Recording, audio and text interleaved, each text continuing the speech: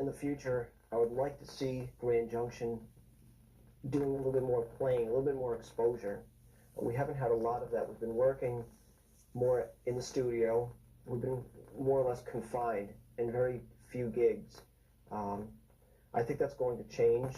We've got our cassette project that we had worked on, and we have some other demos that are kind of being thrown out right now to different people. I'd like to get into a coffee house circuit. I'm very interested in that because I think that's where people listen to this kind of music.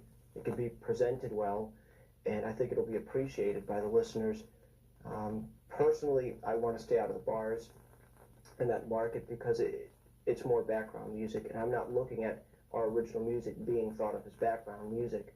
I think it's something that needs to be listened to. Possibly an opening act. If any of the country acts come around, or folk acts, or any acts from the past, I'd like to somehow get us on a circuit where we're opening for them. I think that would work really well. Not only for us, but I think we'd be a good warm-up band for the acts that are headlining.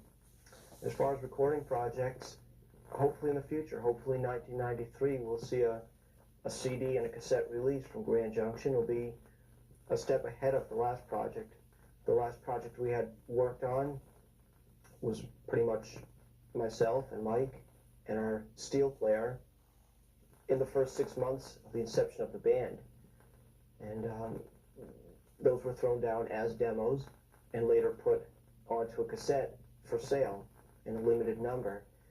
This next project I'd like to see as a major project. I'd like to see 24-track studio recording if possible. And I'd like to market this as CD format also. You tend to have a lot of trouble getting your music played on radio stations when you only present cassette.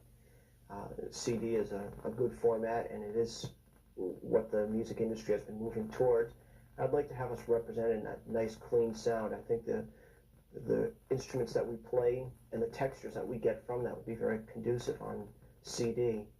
I think there'd be a lot of interesting material that we could put on that.